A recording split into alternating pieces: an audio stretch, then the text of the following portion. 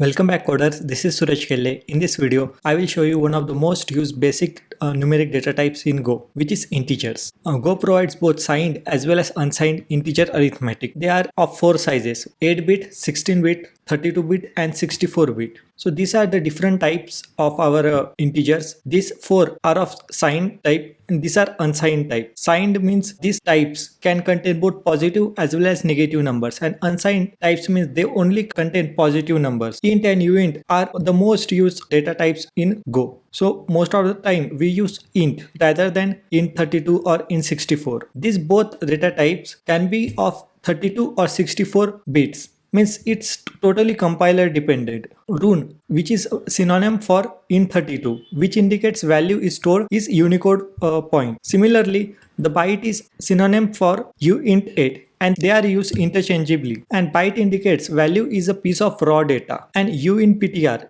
type can hold all bits of pointer value. Now let's look at our signed and unsigned. So how the signed value is stored? Signed value should contain a positive and negative symbol. Okay, so it uses 2's complement. So what is 2's complement? In 2's complement, the highest bit will be used for the sign. Now we will be looking at few good examples to understand this whole various operations which can be performed using integers. Here in our function main, first we will be looking at remainder operator. This operator, which is represented by percent, so many programming languages has different specification, but in Golang it can be only be used with integers, and the sign of the result will be the sign of dividend. Here I am printing three values. -5, %3 means it will simply give us the remainder, which will be -2. Here similarly it will be -2 and here it will be 2. Why? Because the sign will be determined by the dividend. Now let's look go run demo.go. See, so these are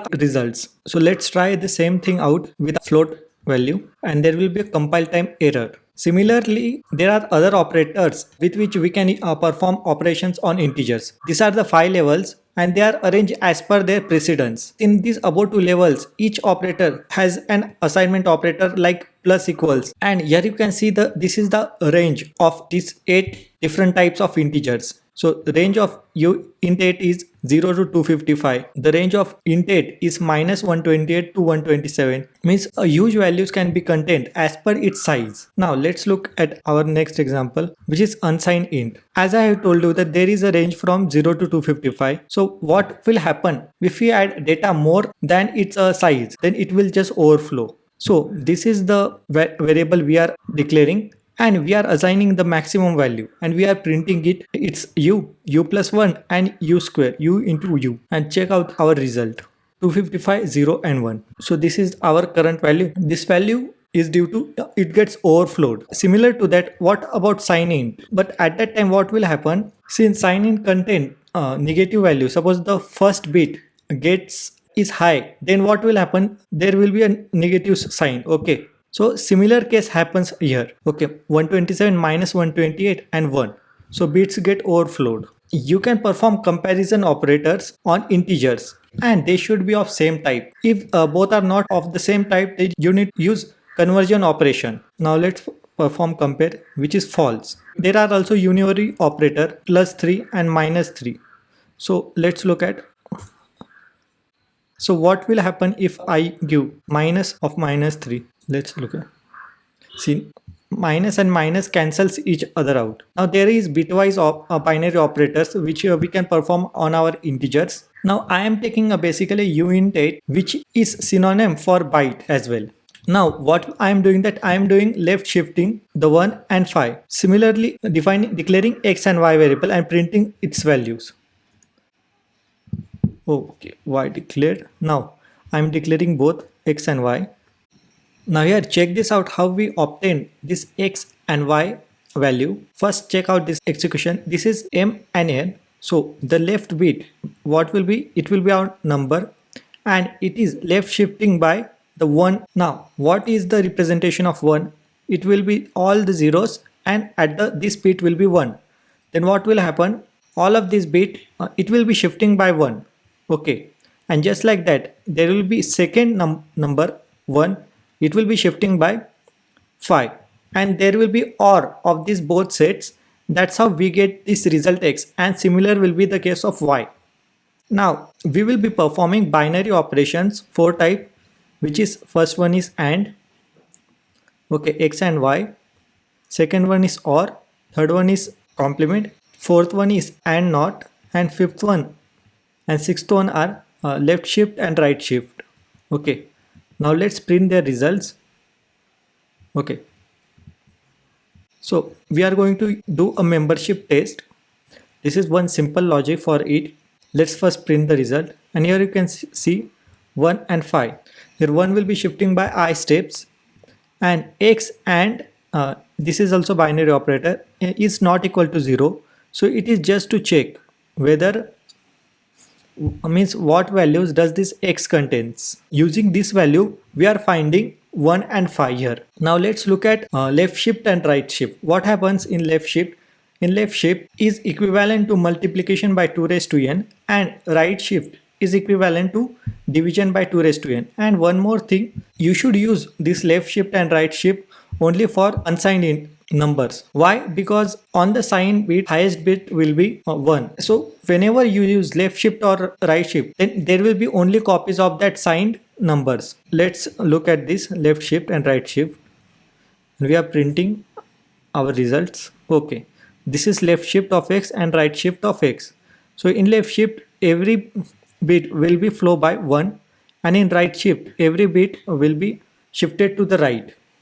Most of the time you must be thinking that okay, there is our array and all of its indexes are positives, but we normally take integers which are signed numbers as their indexes. Okay, index types. Why? Because you should use uint, that will be the correct type. No, there is a problem there. We will be looking at this simple example to understand it. Here length of the browser is returning is signed int. Let's first print our example. Brave, Chrome and Safari. All of our data has been printing successfully, but here at the last step I is signed, so it will simply become -1. But what if it was unsigned integer? At that time it will simply become the highest digit. Okay, its value will be this 2147483647. Means there will be index error, which is index out of bound. Let's look at the explicit conversion for different types. As I have told you, you can only add, subtract or compare similar types, and you cannot compare different types. Then okay, now let's look at our error. Now here there are two variables, one is int32 and one is int16. Now let's try to add in. There will be an invalid operation, mismatch types. Okay, for that what you need to do, you need to convert both of them using conversion operator. Okay, and just print the value. Now you can see there is our value has been printing. Why? Because there is a conversion and these types become a same, which is int. Let's look at the precision. When you suppose convert two numbers, numeric types such as from float to int, then there will be precision loss. Now this is the float value 3.14 and this is integer value. So this is our result 3.141 and 3. So this data has lost. And the last, while assigning value to integer variable, you can use various forms such as simple decimal form or using octa form or hexa form. Their base are different. In decimal form its base is 10, in octa its base is 8, and in hexa it's 16. And you can directly give value in those form, assign value to our integers. Now here we are printing our value. Now as you can see there are two values. Check out this printf. Here we have only a percent. The adverb is for printing simple decimal number. Percent O is to print octadecimal value. Okay, and this hash to include this 0, which represents an octa form. But here there is only one value. Suppose if we have include this brackets and there 1, it means that in the printf use the first variable. If we did not use it, then we need to use multiple m. So this is one of the trick of printf. And next we will be using hexadecimal, and we will be printing the same. Okay, X is for hexadecimal, O adverb is for our octa form, and D adverb is for decimal form. Now as you can see, these are the values. Now rune literals, which are equivalent to int32. So rune indicates Unicode code point, means normally in rune you use store letters, ASCII letters, symbols, Okay, these are the such Unicodes. To print the runes, what you do, you use %c adverb and %q if you want the quote as well. Now here, I am printing all of them. Now, as you can see, so when we use %c, we just get simple Unicode letter, and if we use %q, which is adverb, we use quoted Unicode. In this video, I hope you have learned something new. To watch more such videos, subscribe to our channel 1 Minute Notes. Thank you.